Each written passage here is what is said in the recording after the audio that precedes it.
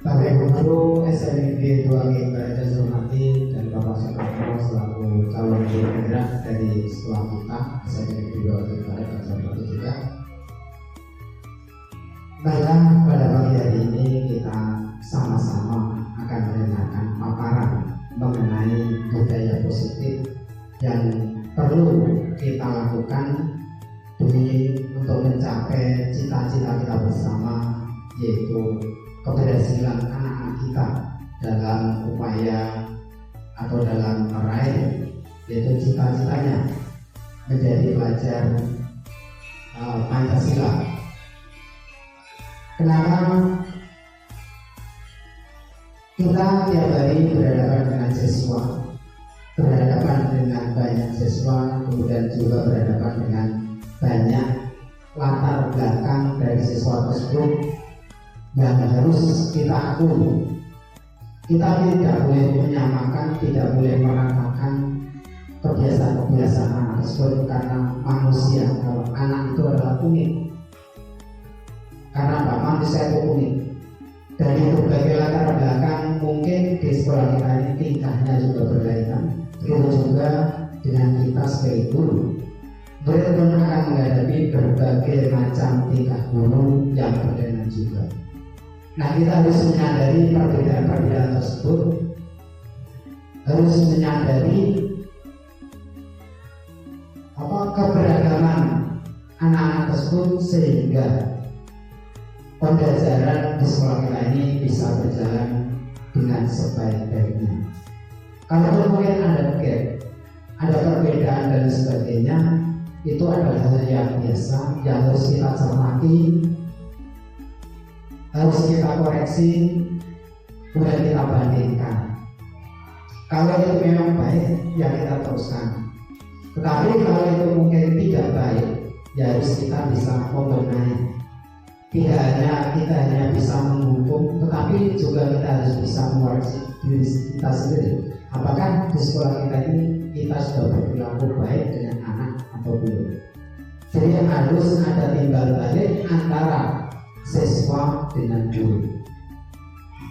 Nah, untuk lebih jelasnya, agar Bapak Ibu paham permasalahan tersebut, mari kita dengarkan apa yang akan dipaparkan oleh Bapak Soekarno selaku calon guru penggerak dari sekolah kita. Untuk itu kepada Bapak Soekarno kami persilakan, dan mungkin ini adalah pembukaan dari saya atau awal sambutan dari saya. Mudah-mudahan acara ini bisa berjalan dengan sebaik-baiknya. Atas perhatiannya saya ucapkan terima kasih dan saya akhiri. Assalamualaikum warahmatullahi wabarakatuh.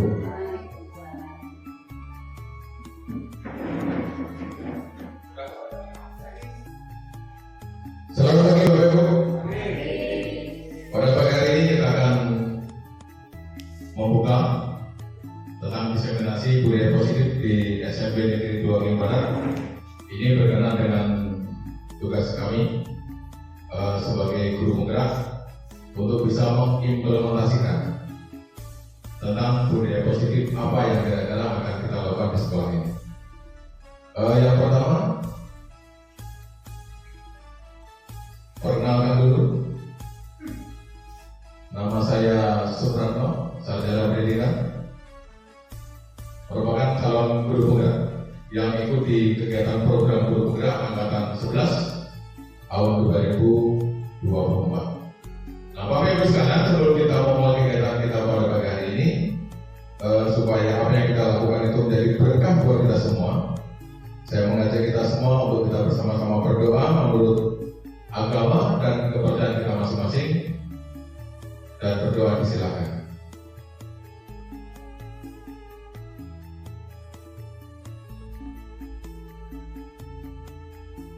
Berdoa selesai. Bapak Ibu sekalian, sebelum kita lebih jauh mengupas tuntas tentang diseminasi budaya positif di sekolah kita, saya akan menawarkan kepada kita semua dalam bentuk keyakinan kelas yang akan kita lakukan selama kegiatan kita pada pagi hari ini. Jadi saya persilahkan kepada Bapak Ibu sekalian untuk bisa menuliskan kira-kira apa yang perlu Bapak Ibu tuangkan supaya kegiatan kita pada pagi hari ini bisa lancar, nyaman, ya. Jadi antara satu dengan lain tidak ada yang merasa dirugikan, bisa sama-sama menciptakan suasana yang kondusif sehingga kegiatan kita bisa berjalan dengan lancar. Saya akan membagikan kertas stick note ini kepada Bapak Ibu sekalian. Silakan Bapak Ibu tuliskan dan nanti akan kita tempelkan di lembar kertas poli yang sudah saya sediakan.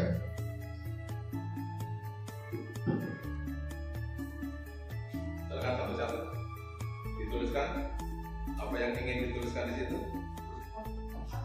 Kira-kira apalah yang mau dituliskan? Yang unek-uneknya boleh.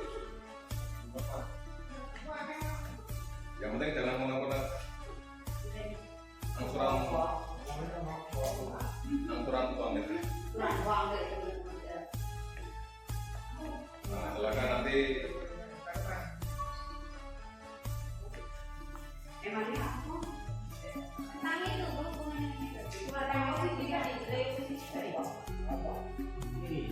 Jadi silakan diisi. Kira-kira untuk keyakinan kelas kita pada pagi hari ini, dari awal kegiatan kita sampai akhir, supaya kegiatan kita itu lancar, nyaman, aman. Kira-kira apa yang perlu Bapak Ibu pikirkan di situ? Misalnya, tadi kita sudah mulai kita mengawal kegiatan dengan berdoa. Silakan jangan Bapak Ibu tambahkan.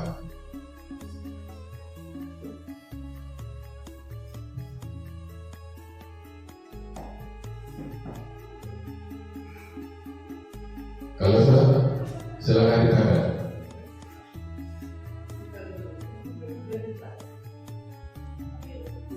Nanti Mbak Google-nya bingung gitu, kalau ditanya banyak orang.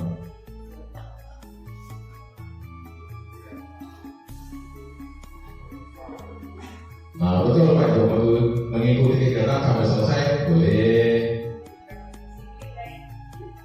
Kalau mau keluar misalnya izin dulu.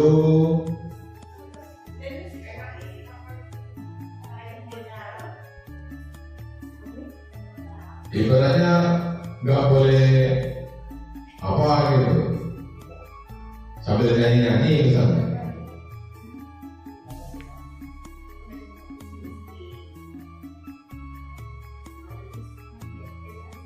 Intinya keyakinan kelas itu adalah untuk membuat kesepakatan kelas kita. Jadi kita sama-sama sepakat, sama-sama berkomitmen untuk menjaga situasi yang baik bagi kita semua.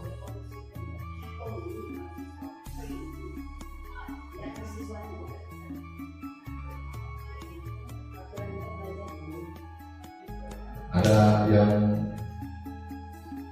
sudah menemukan itu teman-temannya?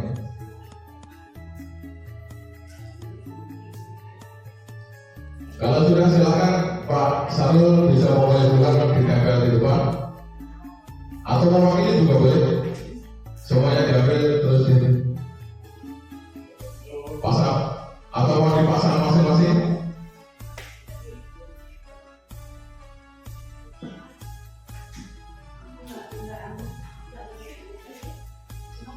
Nah, silakan buat langsung dipasang.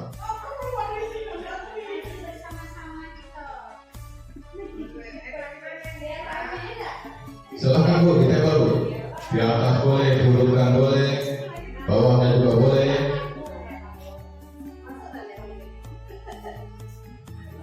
Yang penting intinya tujuannya adalah kita buat kesepakatan.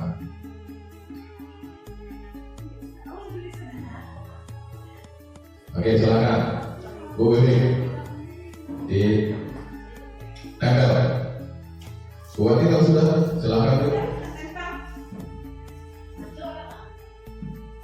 Sampai kalau nggak sampai itu di bawahnya nggak apa-apa. Di selang-seling nggak apa-apa, biar ada seninya. nggak harus berurutan.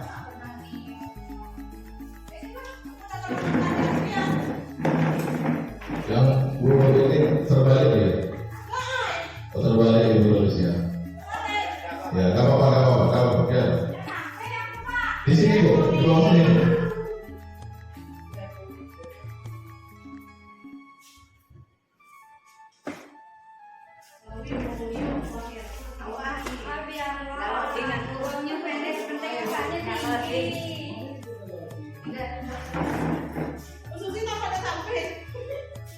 Terbalik Pak, nggak apa-apa.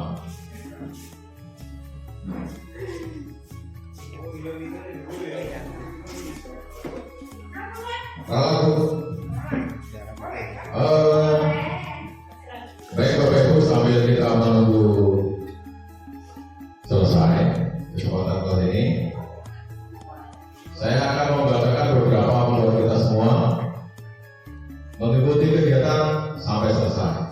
Kita sepakat ya Bapak Ibu ya. Kemudian S breaking biar tidak bosan. Nanti disiapkan S-nya. Kemudian saling bekerja sama, nah itu penting, kolaborasi kalau dalam kurikulum kita. Kemudian perlu kegiatan dengan disiplin. Nah disiplin itu artinya yang menjaga ketertiban kita semua. Kemudian mengikuti perubahan pembelajaran dengan KUNER atau kurikulum nasional hingga akhir. Ini kita harus semangat gitu. Kemudian datang tepat waktu. Time is bukan money, time is learn, ilmu. Kemudian menyimak materi dengan baik. Nah ini mohon nanti diperhatikan dengan baik supaya apa yang disampaikan bisa diterima. Kemudian peserta berperan aktif dalam kegiatan. Nah berperan aktif artinya ya saya mengharapkan komunikasi bisa berjalan dua arah, jangan cuma satu arah. Karena kita menuntut nanti anak-anak kita itu juga bisa menerapkan yang sama kayak kita. Oke, Bapak Ibu sekalian, kita akan mencoba, ya. Ini kelompok kita itu ada Ibu Salvina Josephine sebagai fasilitator dalam kegiatan ini. Kemudian ada Bapak Muklis Integral sebagai pengajar praktek dalam kegiatan guru penggerak 14 ini. Kemudian saya sendiri itu sebagai peserta. Kemudian Bapak Ibu, dalam kegiatan ini perlu kita mengetahui tujuan pembelajaran kita pada pagi ini adalah memahami konsep budaya positif di sekolah kita. Kemudian menerapkan strategi disiplin positif yang memerdekakan murid untuk menciptakan ekosistem sekolah aman dan berpihak pada anak. Jadi orientasi kita di kurikulum nasional ini adalah pembelajaran kita itu sebenarnya adalah berpihak pada murid. Jadi kita mengutamakan pelayanan kita kepada murid untuk mencapai cita-citanya. Kemudian menyusun langkah-langkah dan strategi aksi nyata yang efektif dalam mewujudkan kolaborasi dengan seluruh pemangku kepentingan sekolah agar tercipta budaya positif yang dapat mengembangkan karakter murid. Kemudian bersikap reflektif dan kritis terhadap budaya di sekolah dan senantiasa mengembangkannya sesuai dengan kebutuhan sosial dan murid. Itu yang menjadi tujuan pembelajaran kita pada pagi hari ini. Kemudian ini ada pertanyaan pematik buat kita semua. Jadi silakan dari beberapa Bapak Ibu mungkin bisa menyampaikan kira-kira setuju atau tidak setuju. Yang pertama, hukuman dapat mendisiplinkan anak. Hukuman dapat mendisiplinkan anak. Kira-kira Bapak Ibu setuju atau tidak setuju dengan pernyataan? Setuju. Kemudian pemberian hukuman dengan hal positif seperti membaca atau membersihkan halaman sekolah dapat meningkatkan disiplin anak. Apakah setuju? setuju? Nanti akan kita kaitkan dengan budaya positif yang ada. Jadi apakah setuju tidak setujunya tadi pas atau tidak. Kemudian memberi penghargaan dapat meningkatkan motivasi belajar anak. Setuju ya? Jadi kalau anak diberikan penghargaan, kita melihat siswa itu ada yang tambah giat belajar. Ibaratnya dapat juara 1. Nah, bagaimana nanti di depan bisa bertahan supaya jangan tergeser dengan yang lain.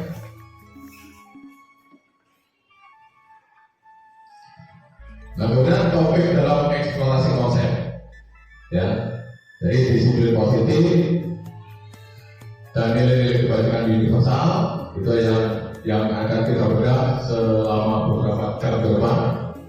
Kemudian teori motivasi, hukuman dan penghargaan, restitusi, kemudian keyakinan kelas seperti yang sudah kita buat di samping. Kemudian ada kebutuhan dasar manusia dan dunia berkualitas. Kemudian ada restitusi 5 posisi kontrol dan ada restitusi segitiga restitusi. Nanti akan kita membahasnya secara detail satu persatu. Nah, kemudian dalam disiplin positif ini adalah salah satu bentuk disiplin yang diterapkan dalam pendidikan sekolah. Kemudian teori kontrol, ya, atau teori pilihan ini dicetuskan oleh Dr. William Glasser. Jadi kalau kita melihat disiplin positif itu mencakup beberapa hal. Yang pertama, Anda tidak bisa mengontrol orang lain karena hanya Anda sendiri yang bisa mengontrol diri sendiri. Ya kan seperti itu Bapak ini? Ya atau tidak? Yang bisa mengontrol diri kita sendiri adalah diri kita sendiri. Karena yang mengerti posisi persis pribadi kita adalah diri kita sendiri. Kemudian makna disiplin bagi kita adalah belajar kontrol diri dengan menggali potensi kita agar tercapai tujuan mulia, yaitu sesuatu menjadi seseorang yang kita inginkan berdasarkan nilai-nilai yang kita hargai. Jadi kita punya nilai Bapak, ya, kita punya nilai yang patut dihargai. Makanya setiap pribadi kita punya prinsip yang kita pegang kuat, kita pegang erat prinsip kita, dan biasanya akan berdampak berbeda ketika ada perilaku-perilaku yang tidak menghargai atau tidak menghormati dari pribadi kita. Kemudian yang kedua, semua perilaku memiliki tujuan. Jadi kadang kita melihat dalam kehidupan sehari-hari, kenapa guru bertindak demikian, kenapa murid berperilaku demikian, pasti punya tujuan. Nah, sesuai dengan teori motivasi,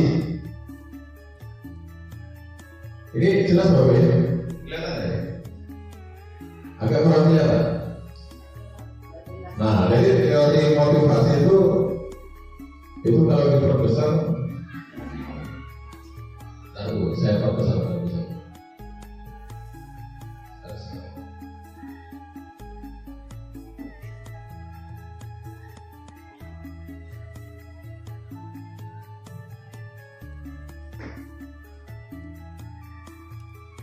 Saya kira lebih terang sedikit daripada yang tadi. Nah, berdasarkan teori motivasi, ada perilaku yang dilakukan. Ya, ada perilaku dilakukan. Yang pertama, untuk menghindari hukuman. Jadi kenapa kita disiplin? Ya, karena ada hukuman kan. Kita menghindari hukuman supaya tidak kena hukuman itu ya. Apa yang mesti kita lakukan? Kemudian untuk mendapatkan imbalan. Seperti tadi, kenapa penghargaan itu bisa meningkatkan motivasi belajar siswa? Ya, karena ada sesuatu yang diharapkan, ada yang diinginkan dari kegiatan itu. Kemudian untuk menghargai diri sendiri. Jadi kalau kita sendiri tidak menghargai diri sendiri, apalagi orang lain. Jadi itu tujuannya. Nah, dari ketiga motivasi itu dikelompokkan menjadi dua. Jadi kalau yang untuk menghindari hukuman, kemudian untuk mendapatkan imbalan, itu merupakan motivasi ekstrinsik. Jadi motivasi itu didasarkan dari hal yang ada di luar diri kita.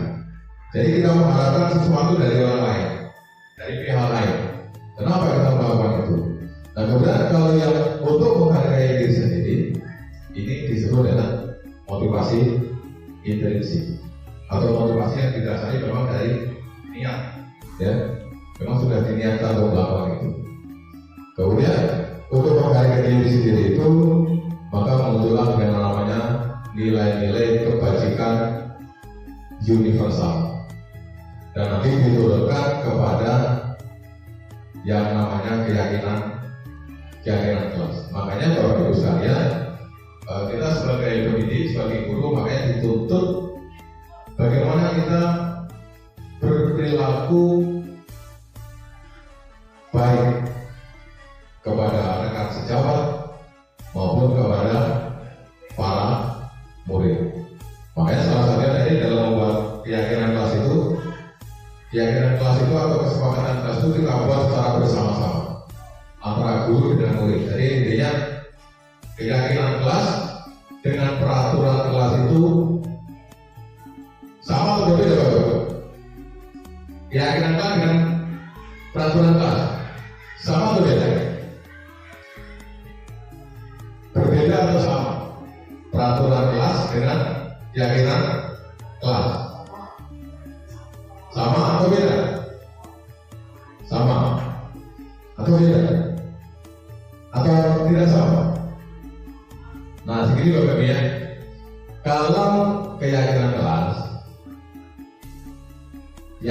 kelas itu adalah yang membuat, yang menyusun itu adalah secara bersama-sama. Jadi di situ gurunya terlibat, di situ juga muridnya terlibat.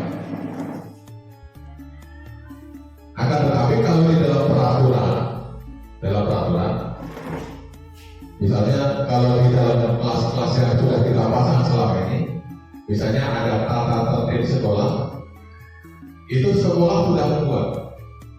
Jadi murid itu hanya tinggal memahami, melaksanakan kira-kira mana yang boleh dan mana yang tidak boleh, apa yang menjadi kewajiban dan apa yang menjadi larangan. Kalau melanggar larangan pasti akan mendapatkan hukuman. Tetapi kalau di keyakinan kelas ini yang membedakan, ini adalah kesepakatan yang dibuat bersama-sama untuk dilaksanakan secara bersama-sama. Ini menjadi komitmen bersama. Jadi pada prinsipnya kalau dilihat dari arahannya, kalau peraturan kelas itu sifatnya satu arah, jadi artinya murid tidak dilibatkan.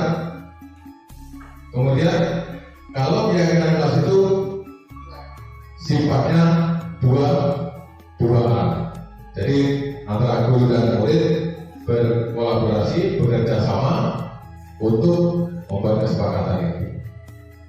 Kemudian model berpikir menang-menang. Nah, ini menang-menang itu bedanya. Kalau kita sehari-hari sering mendengar kata menang-menang.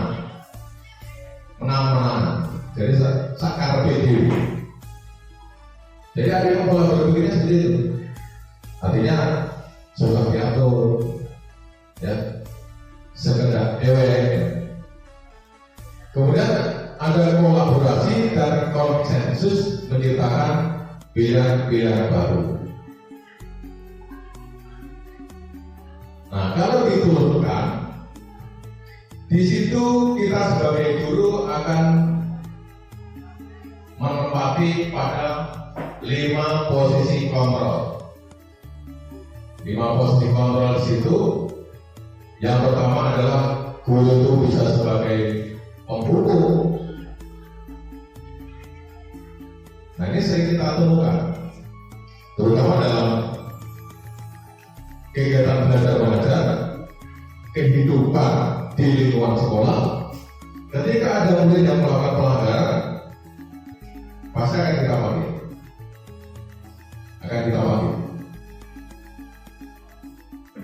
Kira-kira apa yang dilakukan, apa pelanggarannya, dan kita akan memberikan hukuman atau sanksi dari perbuatannya.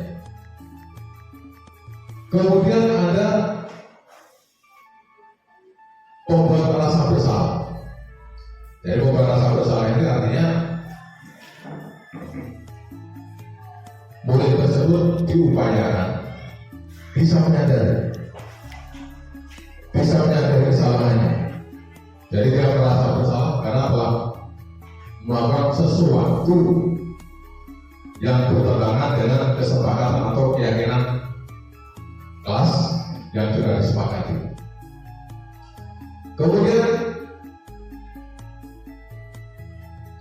guru juga akan mengambil posisi sebagai seorang teman. Jadi kadang kita sebagai guru kadang ada rasa-rasa jaim bagi murid-murid kita, jaga image.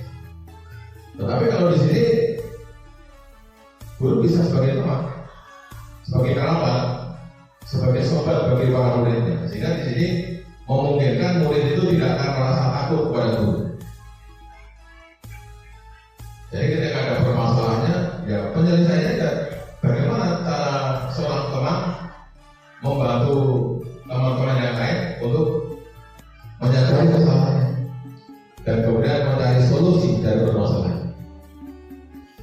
Kemudian guru juga akan bertindak sebagai pemantau.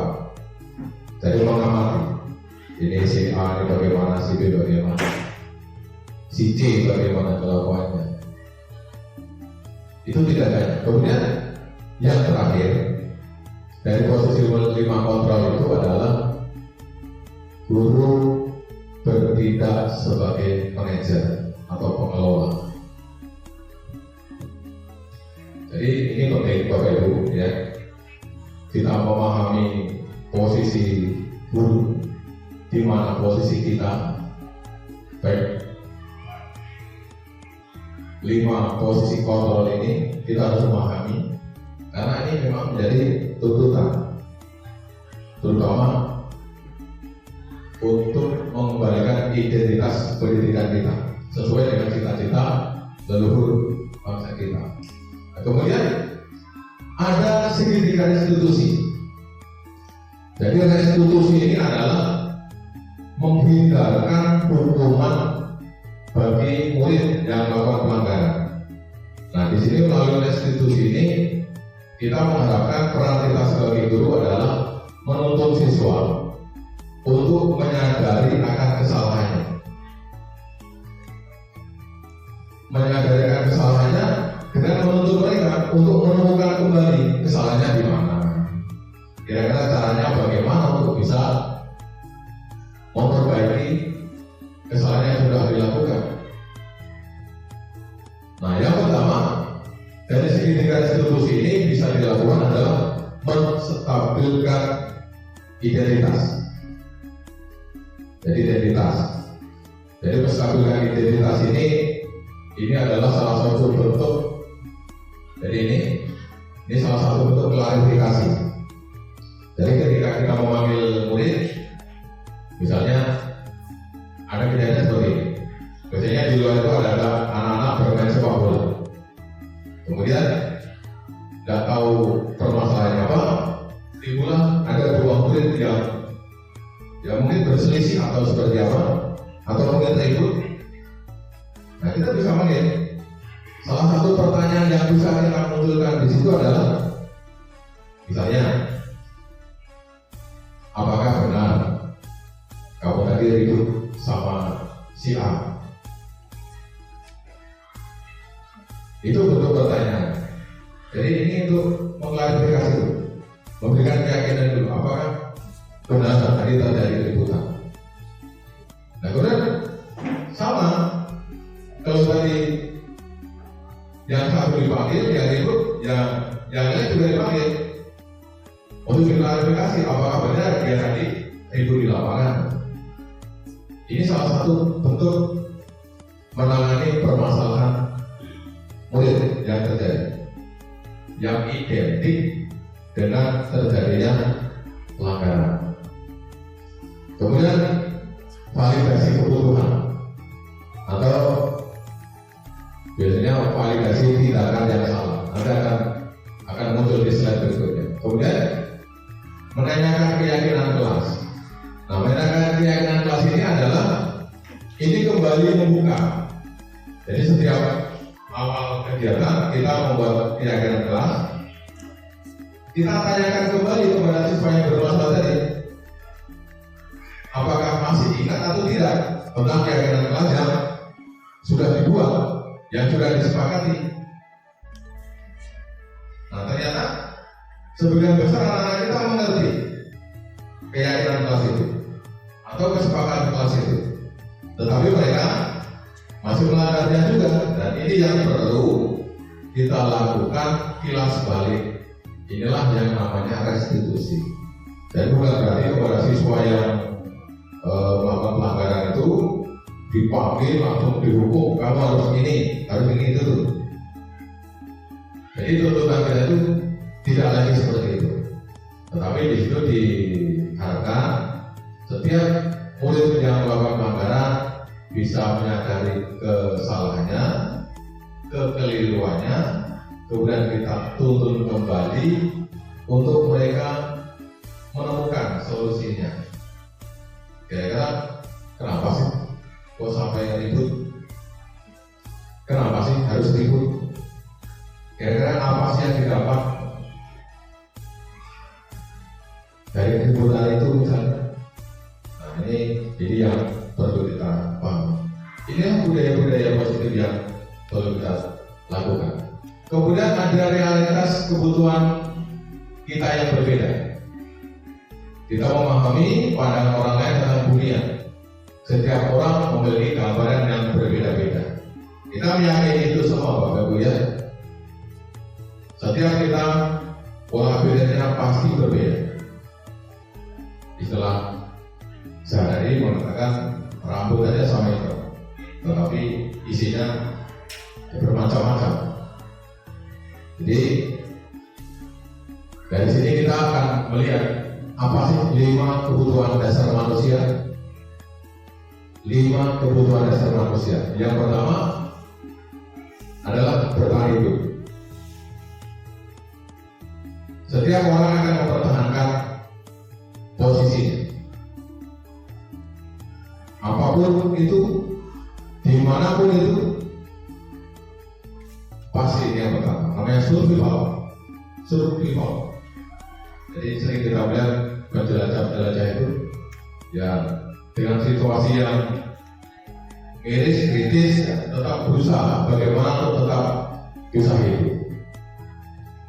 Kemudian penguasaan.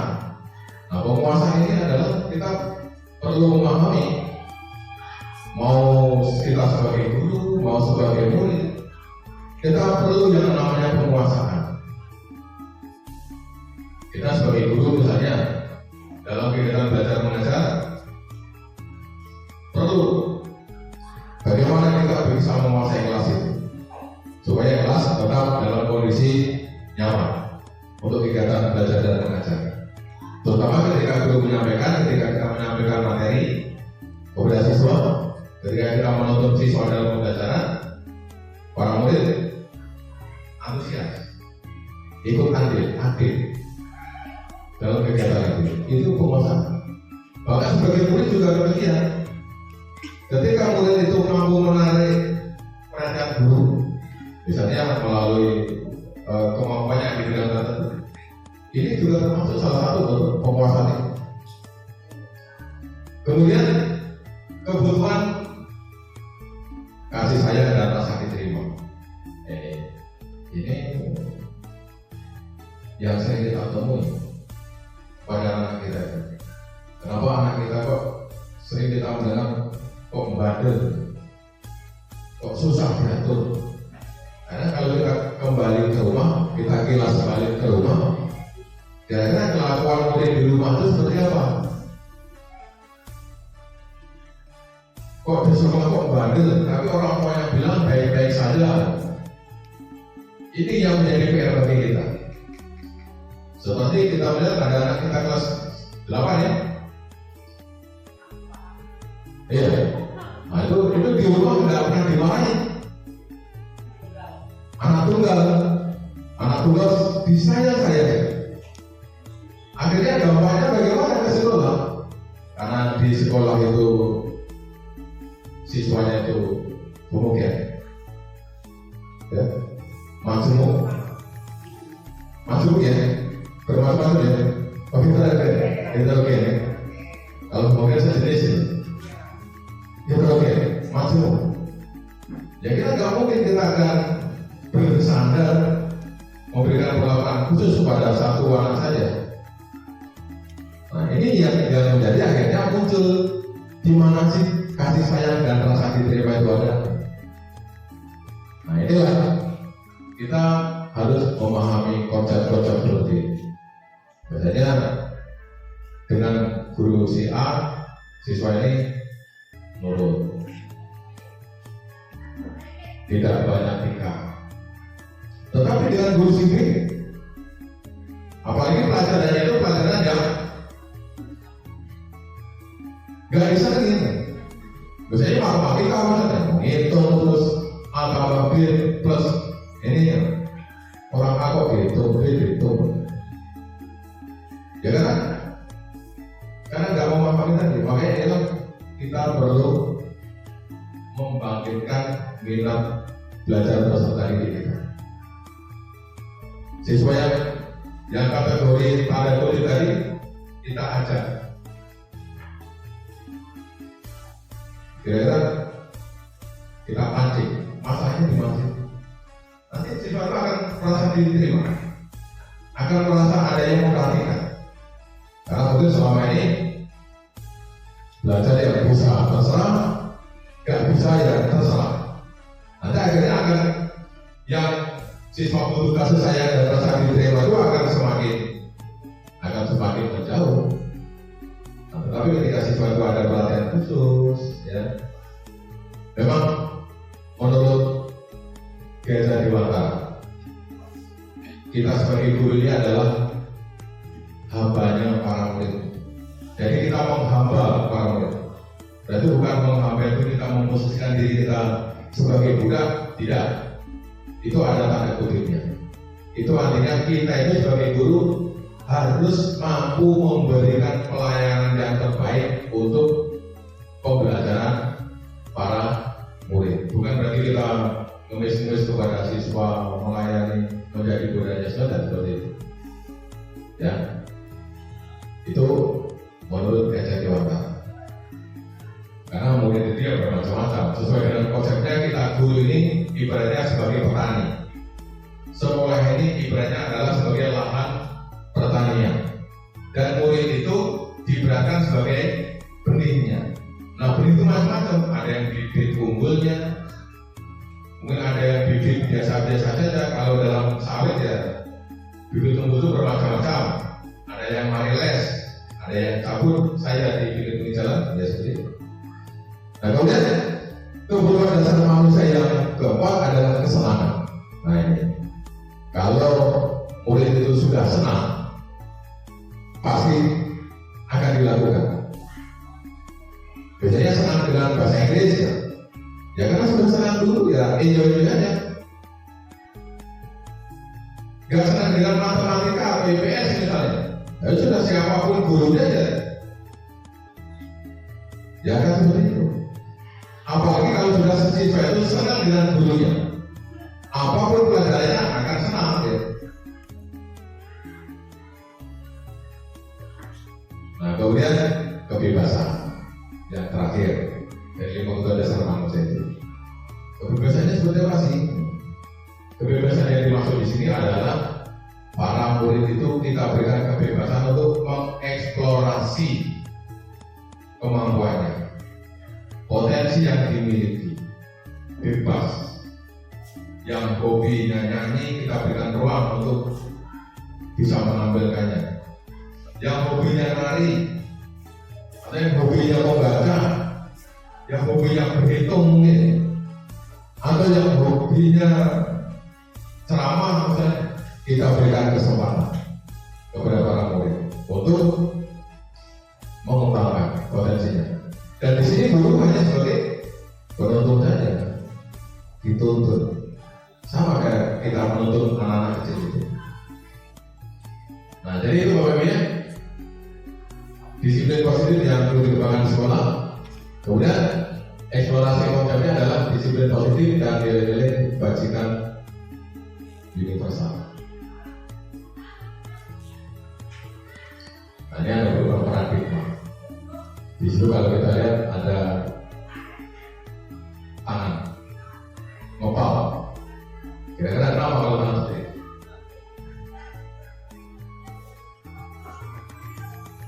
Kita lihat kegiatan kepala tangan.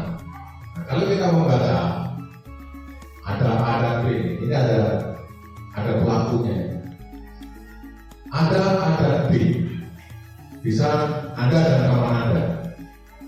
Kita lihat, sobelah secari kertas, tuliskan benda atau sesuatu yang sangat berharga untuk Anda. Letakkan di salah satu tangan Anda dan genggam benda atau sesuatu tersebut dengan segala daya. Buatlah sebuah kepala. Nah, kemudian yang B, teman Anda akan mencoba dengan sekuat tenaga dengan berbagai cara untuk meminta Anda memberikan benda tersebut. B bisa melucu, bisa mengancam, menghardik, merayu, menyuap, atau apa saja agar dapat membuka kepala tangan Anda. Ini sama Bapak Ibu. Setiap kita punya prinsip. Kita pasti akan memegang kuat prinsip itu.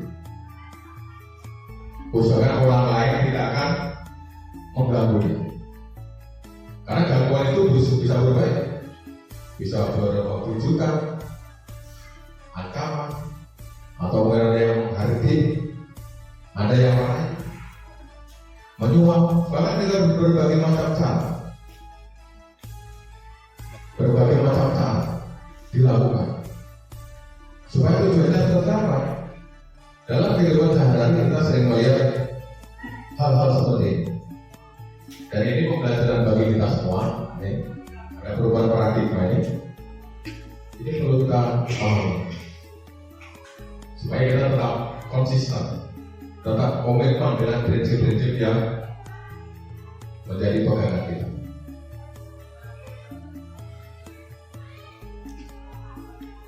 Nah Bapak Ibu, saya lihat ini agak lesu ya. Dan suasananya memang panas. Jadi untuk ini kita sedikit sebentar. Saya Bapak Ibu, saya undang untuk bangkit berdiri. Kita berdiri. Kita sedikit supaya mengendorkan orang-orang salah. Nah silakan putar ke kanan 2 kali, ke kanan sini kan, 1, 2, ke kiri 2 kali, berpikirnya tak ini, kemudian tangannya naikkan 2 kali, kembangkan 2 kali. Ini beda-beda. Baik Bapak Ibu ya. Saya kira cukup melanggakan ini. Jadi kakinya sambil bisa. Baik, Bapak Ibu silakan duduk kembali.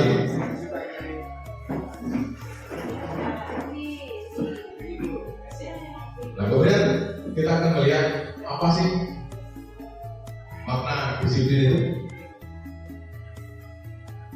Makna disiplin ini berasal dari bahasa Latin, artinya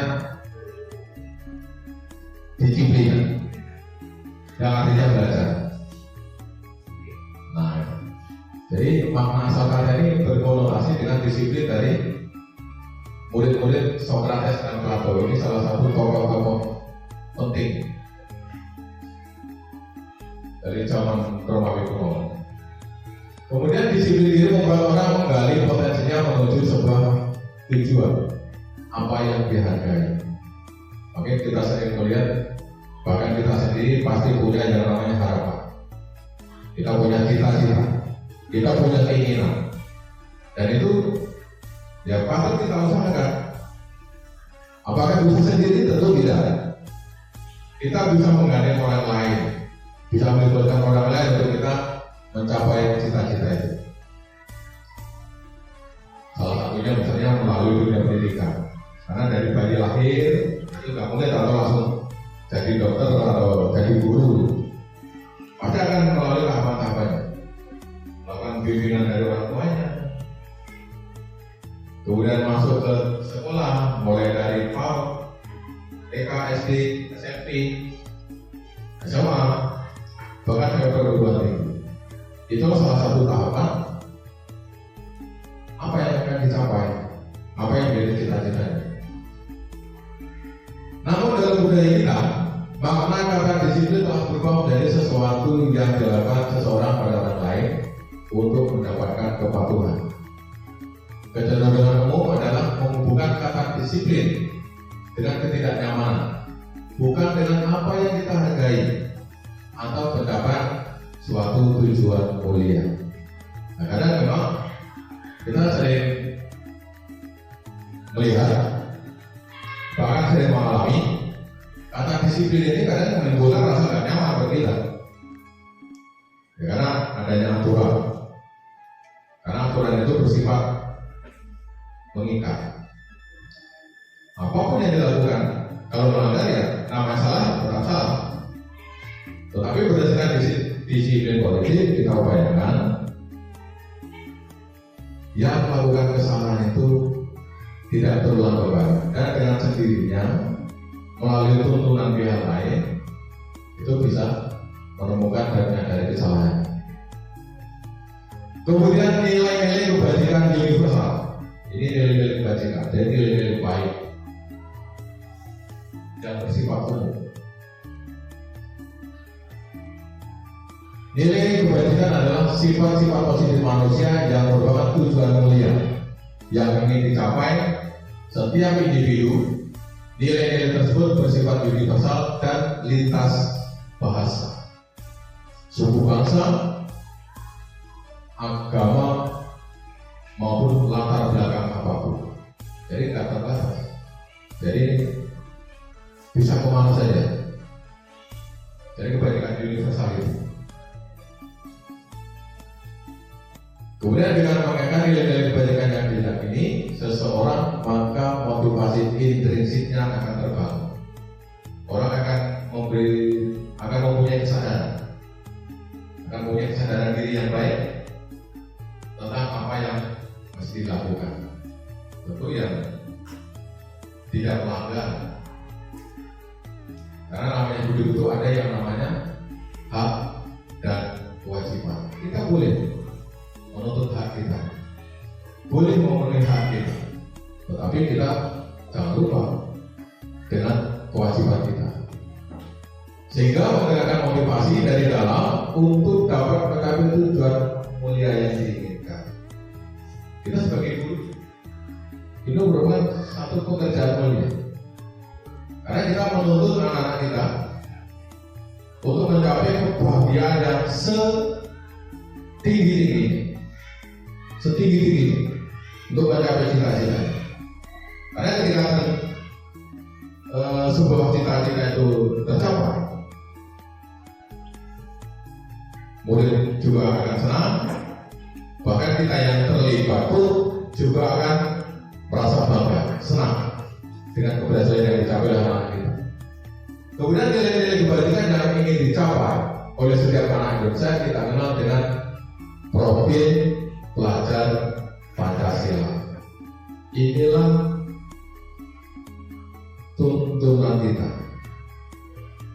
Jadi kita mengharapkan anak-anak kita ini tetap berpegang teguh atau tetap dapat mencirikan atau tetap memegang karakter sebagai profil pelajar Pancasila.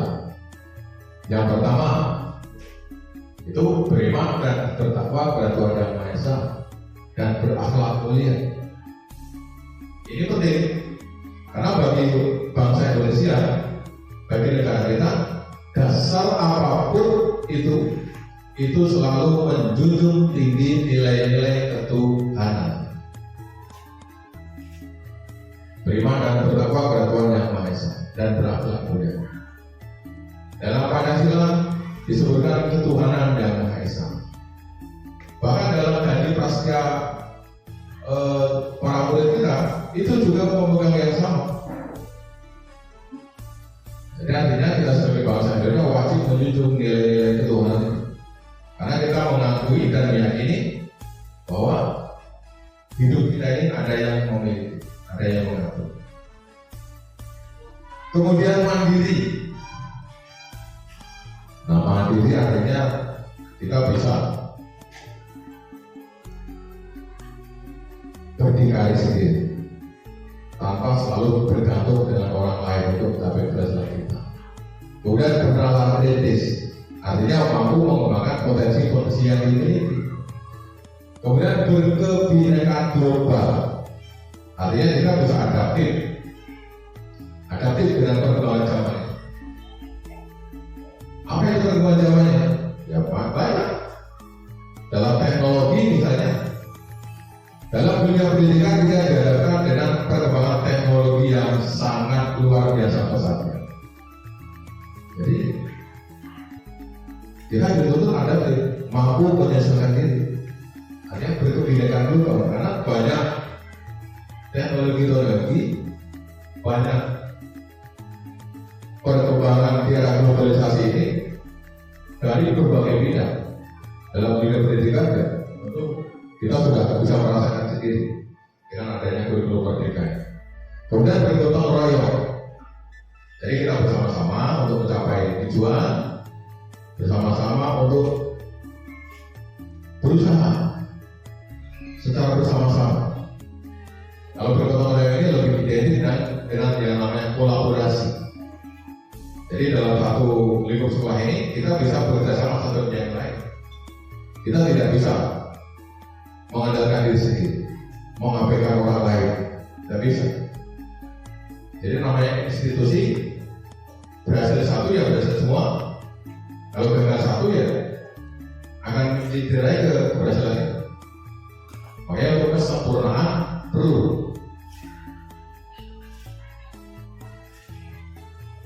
Yang namanya gotong royong. Kemudian kreatif. Kreatif ini tujuannya jelas, artinya mampu berkreasi. Kira-kira ada permasalahan pembelajarannya. Kira-kira apa yang harus dilakukan untuk mengatasi itu? Kita ide kreatifnya apa tuh? Kalau dalam dunia usaha kita mendengar ada istilah wirausaha. Wirausaha itu identik dengan kreativitas.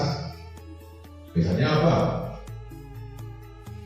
Membuat es dengan aroma arena, varian rasa yang berbeda-beda. Meskipun dengan bahan yang sama, tapi bisa membuat dengan varian yang berbeda. Kita bisa memanfaatkan limbah, sampah misalnya, seperti acara 17 kemarin dalam memperingati kemerdekaan Republik Indonesia ke-79, kita melihat banyak warga yang menggunakan medianya berasal dari plastik, kardus, apalagi sedotan, daun mungkin. Nah, itu bisa dibuat sholat dengan rupa. Ada yang dari baju, ada yang dari tas, ada yang dari pernak-pernik dan sebagainya. Itu kreativitas. Kemudian teori motivasi hukuman penghargaan dan restitusi. Jadi untuk menghindari ketidaknyamanan atau hukuman, apa yang akan terjadi apabila saya tidak melakukannya? Ini berarti bersifat eksternal. Karena kalau saya melakukan pelanggaran, ya ada pihak lain yang akan mengeksekusi, akan memberikan hukumannya. Biasanya murid, kenapa? Waktunya bel masuk, harus masuk. Karena kalau nggak masuk, otomatis ada konsekuensi yang akan diterima. Itu berasal dari luar diri, dari luar diri mereka. Kemudian untuk mendapatkan imbalan dari orang lain atau institusi, apa yang akan saya dapatkan apabila saya melakukannya? Ada siswa yang belajar rajin karena selama ini berprestasi dan terus tetap belajar supaya prestasinya tidak tergoyahkan, tidak tergantikan. Tetapi ketika terjadi perubahan paradigma, misalnya prestasinya berubah dari peringkat 1 turun menjadi peringkat 2, itu otomatis berdampak kepada penghargaan yang akan diterima. Gak mungkin dia peringkat 1 penghargaannya setara peringkat kedua, pasti akan berbeda. Dan itu kadang bisa mempengaruhi motivasi. Ya sudah. Nah, kalau sudah lah ya berarti selesai. Muncul yang namanya rasa putus asa. Kemudian untuk menghargai diri sendiri, saya akan menjadi orang yang seperti apa apabila saya melakukannya. Karena disiplin itu tidak bisa dipisahkan dengan yang namanya keberhasilan. Orang berhasil itu karena disiplin waktu. Biasanya bagaimana cara membagi waktu? Waktunya belajar bagi murid kita, waktunya bermain handphone, atau waktunya apa? Jadi bermacam-macam. Dan kalau tidak mampu mengelola itu, otomatis akan ada yang terabaikan, akan ada yang dirugikan. Kemudian merdeka menurut Ki Hajar Dewantara. Merdeka itu artinya tidak hanya terlepas dari perintah, akan tetapi juga cakap buat pemerintah diri sendiri. Ini pernyataan sesepuh kita Ki Hajar Dewantara. Merdeka itu artinya tidak hanya terlepas dari perintah, akan tetapi juga cakap buat pemerintah diri sendiri. Artinya ini ya bijaksana dan bijaksini. Jadi nggak hanya perintah-perintah saja, atau cuma hanya sekedar nunggu perintah saja, tetapi mampu mengelola diri dengan baik. Nah ini didukung oleh penghargaan, pengaruh jangka pendek dan jangka panjang. Kemudian ada penghargaan dan pemukul. Kemudian ada penghargaan mengurangi ketepatan. Kemudian penghargaan tidak efektif, dan terakhir penghargaan merusak hubungan. Jadi demikian Bapak Ibu sekalian, materi kita pada pagi hari ini. Kira-kira ada yang mau disampaikan? Atau cukup sampai di situ? Bapak Ibu sekalian, untuk materi kita pada pagi hari ini, setelah rangkaian dari awal sampai akhir materi sudah saya sampaikan, jadi kita perlu refleksi buat kita semua. Jadi gimana sih refleksinya tentang budaya positif itu bagi kita? Jadi pada intinya budaya positif itu yang kita lakukan adalah kita mengupayakan jangan sampai perilaku-perilaku yang tidak baik di kalangan para murid itu menjadi pandangan negatif kita kepada para murid. Tetapi bagaimana tuntunan kita diperlukan di situ supaya apa? Setiap siswa atau para murid itu dapat menunjukkan perilaku yang baik. Mereka mampu menyadari kesalahannya. Mereka mampu menjalankan perannya sebagai murid. Tentu murid yang menjadi impian bagi semua guru. Ini penting dilakukan karena keberhasilan suatu sekolah itu tidak lepas dari yang namanya guru dan murid. Jadi keduanya saling bersinergi antara guru dan murid, elemen-elemen yang ada di sekolah, sehingga ketertiban budaya positif itu dapat terwujud, dapat tercipta di dalam sekolah itu. Saya kira itu saja untuk refleksi pembelajaran kita pada siang hari ini. Mudah-mudahan ini menjadi berkah kita semua, menjadi awal bagi kita semua untuk sama-sama kita menjalankan peran kita. Baik Bapak Ibu sekalian, untuk kita mengakhiri rangkaian kegiatan kita pada siang hari ini, mari bersama-sama kita akan menundukkan kepala, kita akan berdoa untuk agama dan kepercayaan kita masing-masing, dan berdoa. Silakan.